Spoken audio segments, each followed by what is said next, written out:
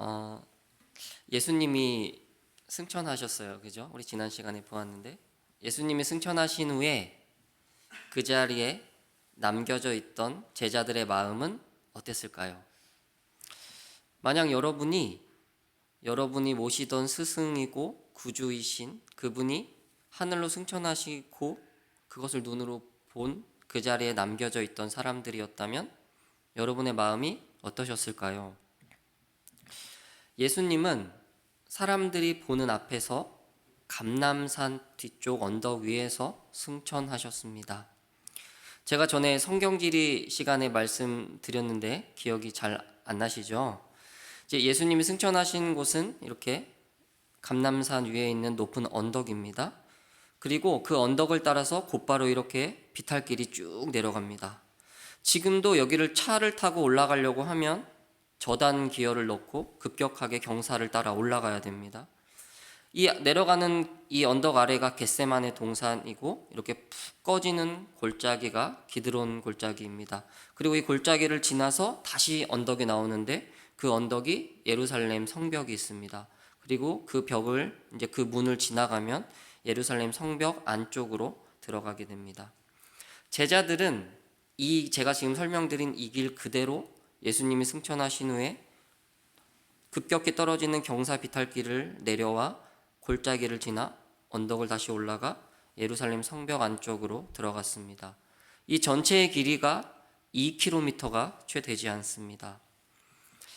평생 모시려고 했던 스승이었습니다. 그리고 자신들을 죽기까지 사랑하신 분이었고 이분은 사람이시며 동시에 하나님이십니다. 예수님이 하늘에 오르시고 나서 남겨진 사람들에게 사명을 주셨습니다.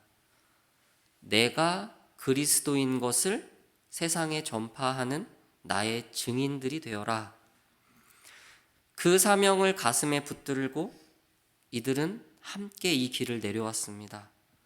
함께 이 길을 가게 된 동료들이 옆에 있었을 겁니다. 그들은 서로를 보며 함께 그 길을 내려왔을 겁니다. 서로의 손을 더욱 굳게 붙잡지 않았을까요? 서로를 보며 나 혼자 남겨진 것이 아니구나 용기를 내지 않았을까요? 결코 그 내려오는 길이 터벅터벅 그렇게 내려오진 않았을 겁니다. 올라가신 그대로 다시 오실 것이라는 그 약속이 있었기 때문에 이들에게는 예수님과의 이 육신적인 이별은 슬픔만은 아니었을 겁니다. 반드시 우리가 본 그대로 다시 이 세상에 오셔서 우리는 다시 만날 것이다.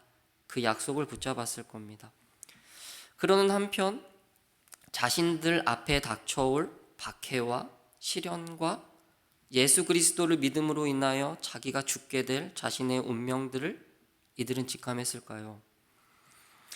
이들은 예수님의 승천을 이렇게 배웅하고 마가의 다락방까지 돌아오는 그 길에 여러 가지 감정이 섞여 있었을 것 같습니다. 성경에 자세히 기록되어 있지 않지만 지금 제가 말씀드린 여러 가지 감정들이 이들 안에 있었을 것입니다. 다락방에 도착한 주의 제자들은 예수님이 승천하신 후에 다락방에 모여서 가장 먼저 무엇을 했을까요? 이들이 최초의 신약 교회라고 할 수 있습니다. 그렇다면 최초의 신약 교회는 예수님의 승천 이후에 가장 먼저 무엇을 했을까요? 주의 제자들이 이렇게 한 자리에 모였습니다. 오늘 성경에 자세히 나옵니다. 다락방에 올라가 보니 베드로, 요한, 야고보, 안드레, 빌립, 도마, 바돌로메, 마테 및 알페오의 아들 야고보, 그리고 열심당 시몬, 야고보의 아들 유다, 가롯 유다를 제외한 예수님의 11명의 제자가 한 명도 빠짐없이 그 자리에 다 모였습니다. 그리고 또 여자들과 예수의 어머니 마리아와 그리고 이 후에 야고보 사도가 되는 예수님의 친아우들도 모여 있습니다. 그 외에 사람들까지 다 합하면 120명이 되었다고 말합니다. 이 장소는 예수님이 십자가에 달리시기 직전에 제자들에게 성만찬을 베푸신 장소입니다. 여기에 모인 120명의 최초의 성도들, 그들이 예수님이 승천 후에 가장 먼저 하신 일은 14절입니다. 더불어 마음을 같이하여 오로지 기도에 힘쓰더라. 몇 명이라고 했습니까? 120명. 우리 천은교회 등록교인 정도 되는 숫자입니다. 그 가운데 11명은 예수님의 직속 제자였습니다. 그리고 많은 여인들도 있었습니다. 예수님의 어머니도 있었고 예수의 형제들도 있었습니다. 무슨 말입니까? 완전히 서로 다른 120명이 모여 있다는 것입니다. 그리고 이전에 봤죠? 이들은 다 뿔뿔이 흩어져 있었습니다. 예수님이 친히 모으셨죠. 그리고 무엇이라고 하냐면 더불어 마음을 같이하여 오로지 기도에 힘썼다고 말하고 있습니다. 더불어라는 말은 그냥 몸만 한 장소에 있었다는 말이 아닙니다. 120명이 하나로 일치된 기도, 하나의 내용의 기도, 하나로 모인 기도를 했다는 말입니다. 한 사람이 일어나서 대표 기도했다는 말이 아닙니다. 서로 각자 합심하여 기도하고 있는데 그 내용이, 그 마음이 하나로 연합하여 더불어 기도했다는 말입니다. 그리고 오로지 기도에 힘쓰더라. 이 힘쓰더라는 말은 모든 활동에서 부지런하고 끈질기다는 말입니다. 예수님이 약속하셨잖아요. 너희에게 내가 성령을 줄 것이다. 그러니 기다려라. 그런데 이들은 그냥 집에 각자 돌아가서 나 성령 올 때까지 잠자야 되겠다. 이러지 않았습니다. 잠을 자고 쉬면서 주님의 약속을 기다리지 않았습니다. 언제 해주실까? 그랬던 것이 아니라 그분의 약속을 더욱 신뢰하며 실제 그 일이 실제가 되기를 소망하며 끈질기게 함께 모여 주께 구했습니다. 하나님이 약속하셨기에 기도가 필요 없는 것이 결코 아닙니다. 성도 여러분, 저와 여러분의 기도는 어떨까요? 우리 천은교회의 기도는 어떨까요?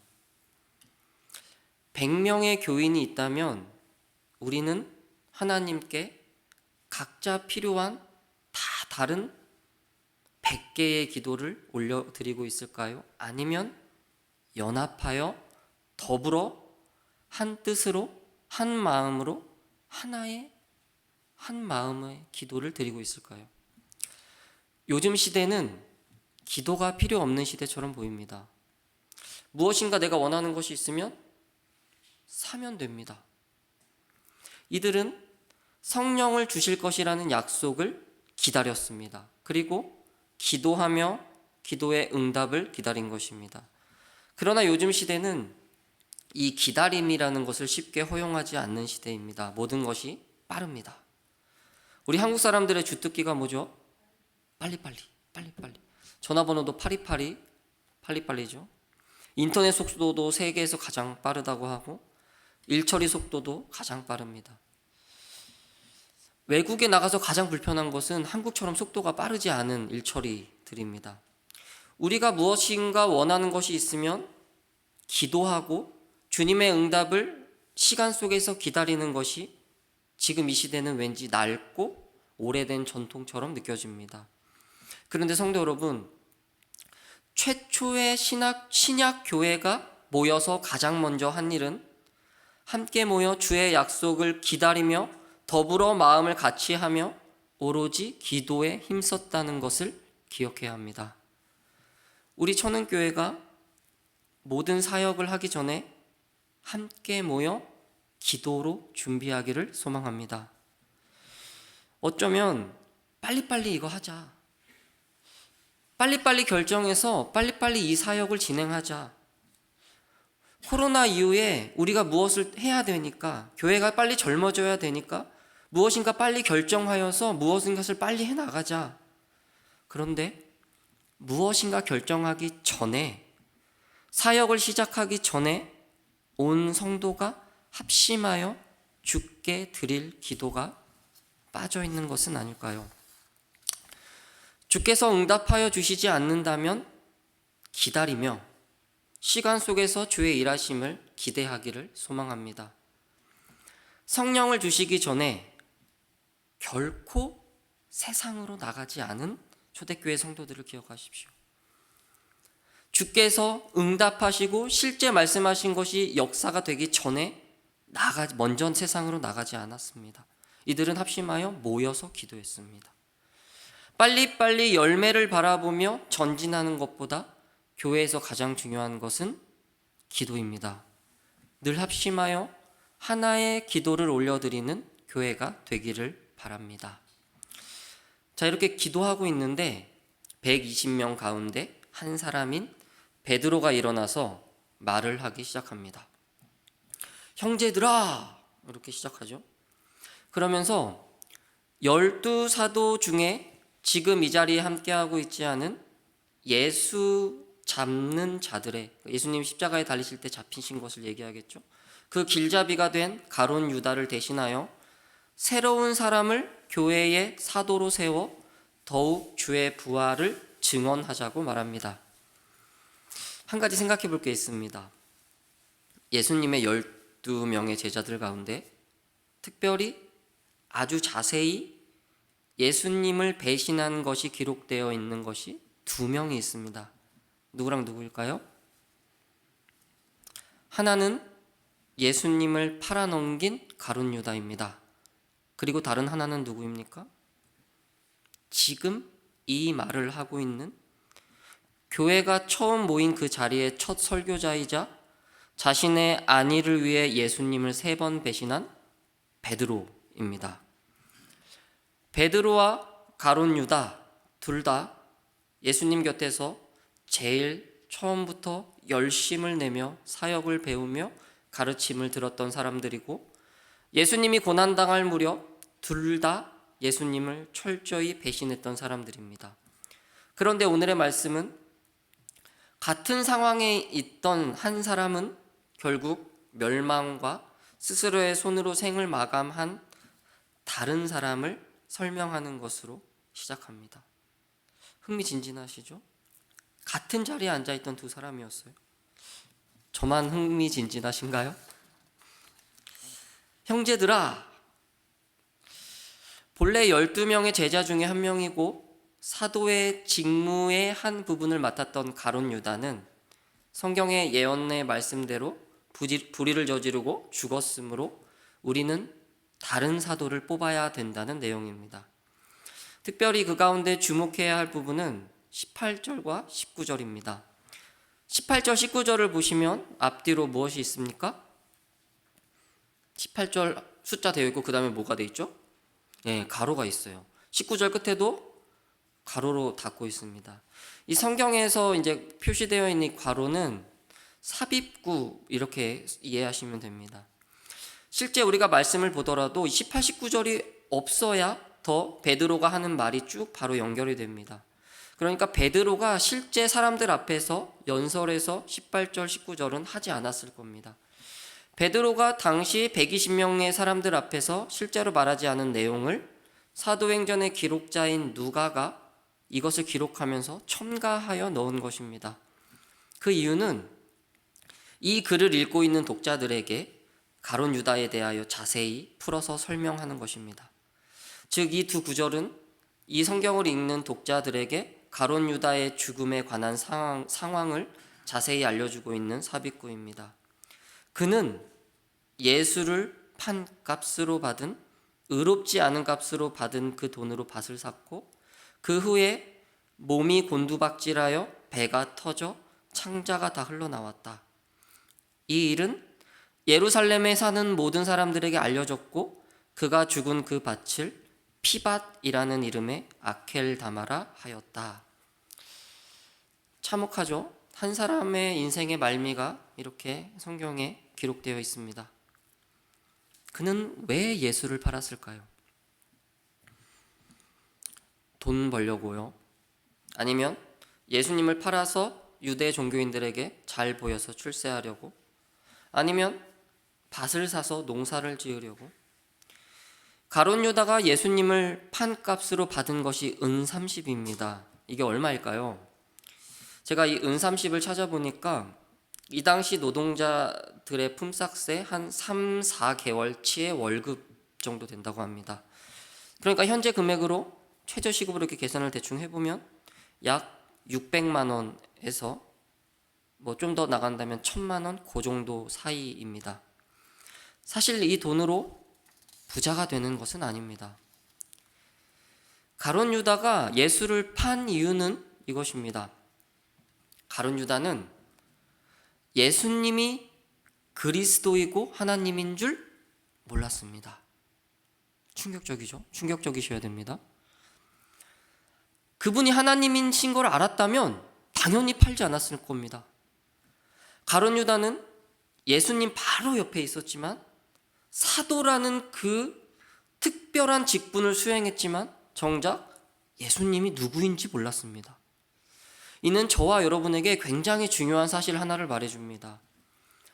예수님을 직접 만났고 그의 가르침을 직접 들었고 예수님의 삶을 동행했던 사람조차 사도라는 굉장한 직분을 부여받은 그 사람조차 예수님을 인격적으로 만나지 못할 수 있다는 말입니다.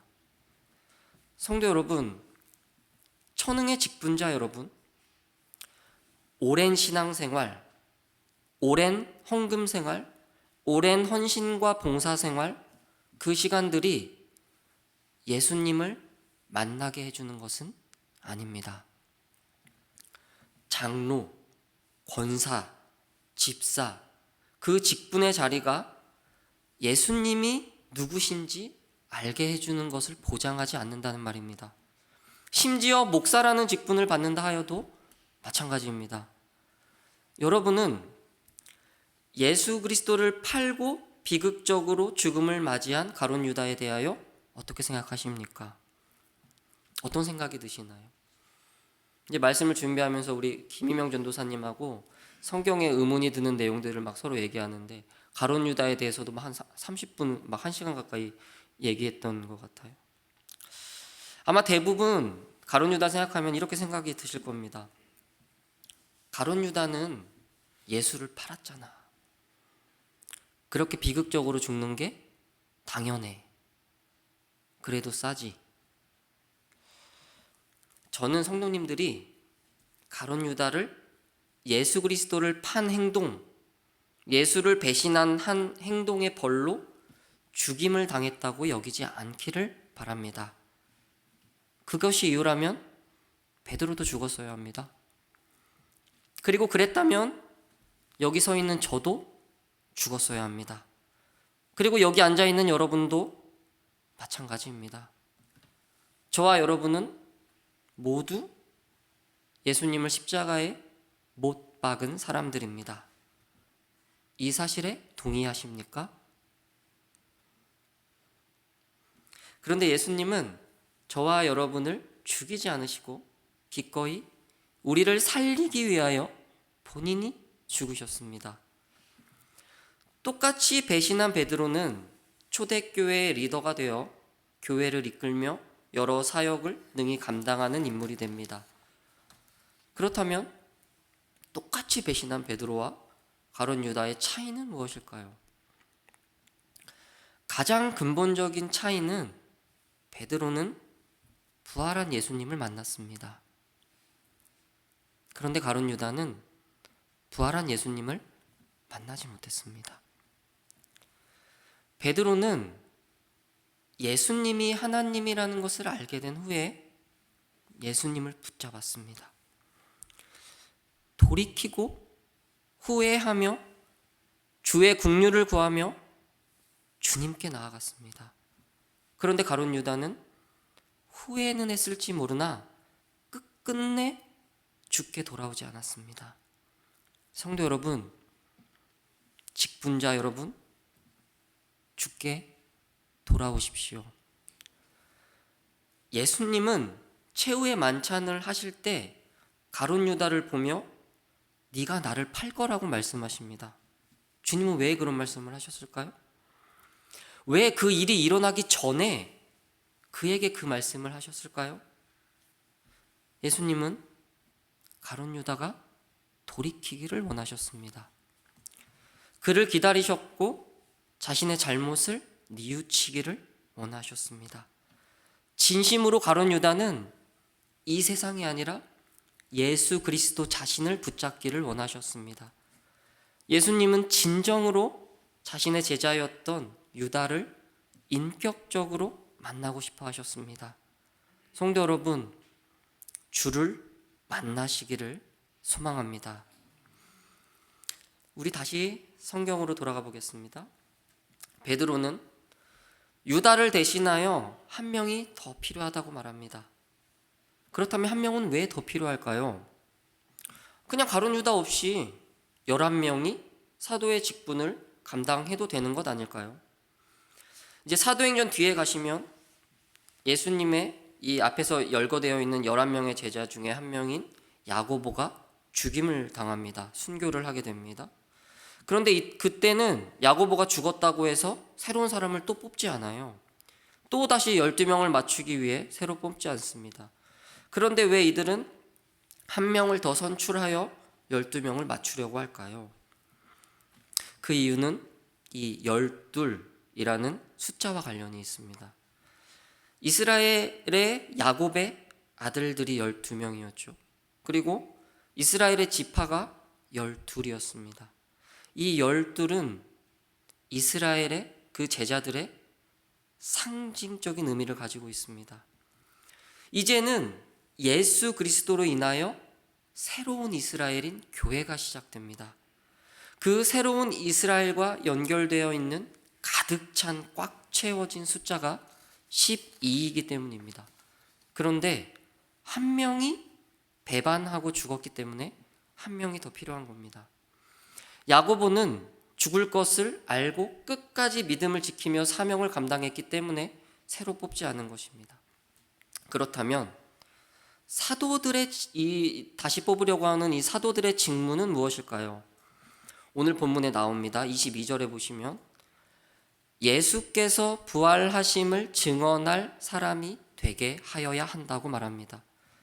그 직무를 예수님의 부활을 증언할 것이 직무인데 그 직무를 수행할 자격은 무엇일까요? 21절 22절에 보시면 세례 요한의 세례, 그러니까 예수님이 그 세례를 받으신 사역의 처음부터 승천까지 우리와 함께 다니던 사람 중에 하나를 세워서, 그러니까 무슨 말이냐면 다른 사람들에게 예수님에 대하여 전해 들은 사람 말고, 예수님한테 전해 듣고 예수님을 믿게 된 사람 말고, 실제로 예수님 곁에서 모든 것을 눈으로 직접 목격하고 똑똑히 증언할 수 있는 사람을 세워야 한다는 것입니다. 똑똑히 예수님의 모든 사역을 보았고 십자가의 죽음과 부활과 승천을 실제 목격한 사람이어야 합니다. 그래야 의심 없이 진리를 붙잡은 그대로 담대하게 예수에 대한 복음에, 그리고 그분이 하신 일에 대한 사실을 증언하는 증인의 역할을 감당할 수 있다는 것입니다. 그리고 이들은 120명의 이 사람들은 2명을 세웁니다. 하나는 요셉이고 하나는 마띠아입니다. 그리고 이들은 무엇을 합니까? 제비를 뽑을까요? 아니요, 그 전에 기도를 합니다. 이 사람들은 또다시 무엇을 하기 전에 기도를 합니다. 이렇게 기도했습니다. 하나님, 성경에는 기록되어 있지 않습니다. 2사람 가운데 주께서 사도로 택한 사람은 누구입니까? 우리에게 말씀하여 주시옵소서.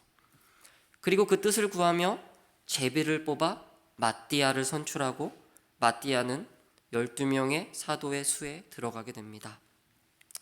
이 장면을 통하여 저와 여러분에게 주시는 교회의 직분자를 세우는 중요한 함의점이 있습니다. 직분자는 누가 세웁니까? 목사가? 장로들이? 아니면 모든 교회가 모인 공동의회가? 민주적인 투표가? 아닙니다. 하나님이 세우십니다. 성령님이 오시기 전이기 때문에 이들은 제비 뽑기라는 구약의 방법을 사용하였습니다. 그러나 저와 여러분은 교회의 중직자들을 세울 때 투표의 방법을 사용합니다. 그렇죠? 제비는 마치 운에 맡기는 것 같습니다. 투표는 마치 많은 사람들의 지지를 받아 세우는 것 같습니다. 하나는 운, 하나는 다수의 사람들에 의해 선출되는 것 같습니다. 그러나 누가 세우는 것입니까? 다시 한번 말씀드립니다. 하나님이 세우시는 겁니다. 이러한 방법들은 그저 방편에 불과합니다. 이 방법을 사용하여서 주께서 이미 택하신 저와 여러분에게, 교회에게 알려주시는 것입니다. 여기 앉아 계신 분들도 귀한 직분자들일 것입니다. 처음 직분을 받은 그때를 기억하십니까? 너무 오래돼서 기억 잘 안 나시죠? 저는 얼마 안 돼서 기억이 잘 나는데, 권사 직분, 집사 직분, 장로 직분을 받으신 그날을 기억하고 계십니까? 이 직분을 누가 주셨습니까? 의심의 여지 없이 여러분을 세우신 분은 하나님입니다. 주께서 저와 여러분을 자신이 죽기까지 사랑하는 교회의 직분자로 왜 세우셨을까요?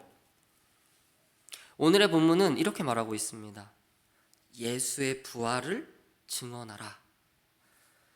예수를 모르는 이 세상의 모든 사람들에게 예수가 하나님인 것을 전해라. 그리고 많은 사람을 섬기며 봉사하라. 이 말씀은 사도들의 직무이고 동시에 교회의 모든 직분자들의 직무입니다. 이 직무를 감당하는 직분자들이 되기 위해서 저와 여러분은 무엇을 해야 될까요? 이 마띠아를 선출할 때 자격이 있었습니다. 그게 무엇이었죠?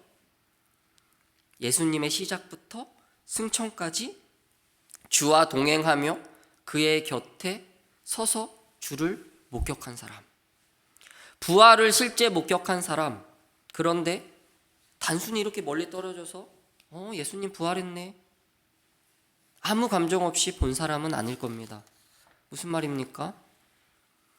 예수님의 3년 반의 사역 기간 동안에 진심으로 예수님을 만난 사람입니다.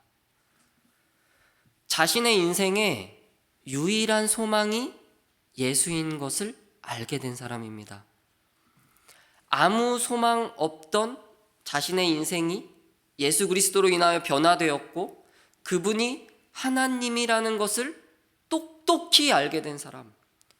그 어떤 것을 누가 가져다 준다 하여도 예수 그리스도와 바꾸지 않을 사람, 자신의 목숨과 예수 그리스도의 부활의 사실을 결코 바꾸지 않을 사람.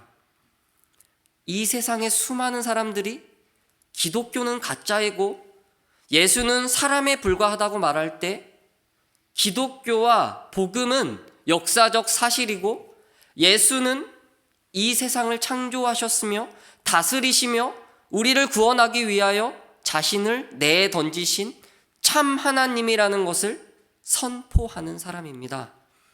저와 여러분이 이런 사람이 되어갈 때 앞에서 말씀드린 직무를 감당하는 직분자들이 될 것입니다.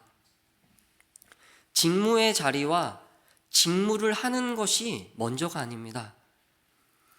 내가 집사라고, 권사라고, 장로라고, 목사라고 나에게 주어진 일을 하는 사람을 말하지 않습니다. 그렇게 생각한다면 세상의 직무와 똑같습니다.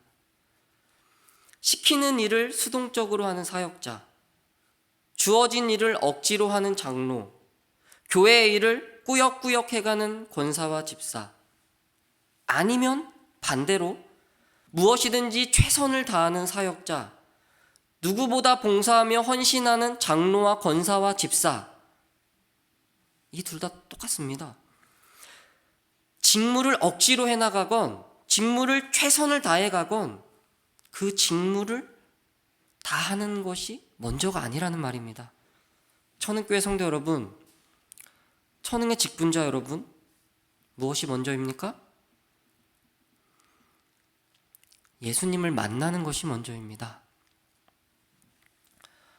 진심을 다하여 예수님의 죽음과 부활을 똑똑히 목격하는 것이 먼저입니다. 여러분의 인격에 찾아오신 그분과 사랑을 나누는 것이 먼저입니다. 그때야 비로소 주께서 교회를 위해 여러분에게 맡기신 성도님들과 세상을 향하여 주의 부활을 증언하는 증인의 사명을 능히 감당하게 될 것입니다. 부디 복음의 목격자들이 되십시오. 주님을 깊이 만나십시오.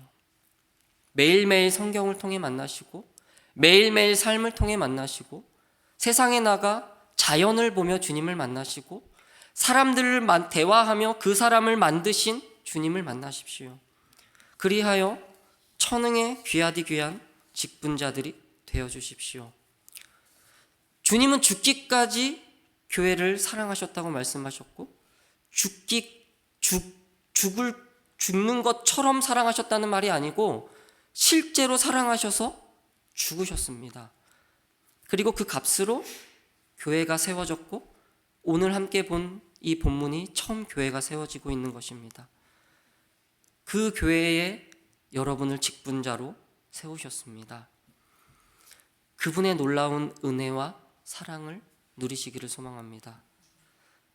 이 세상을 향하여 주의 부활을 말뿐이 아니라 말과 삶으로 나의 내면과 외면으로 우리의 모든 존재로 주의 부활을 증언하는 저와 여러분이 되기를 주의 이름으로 축원합니다.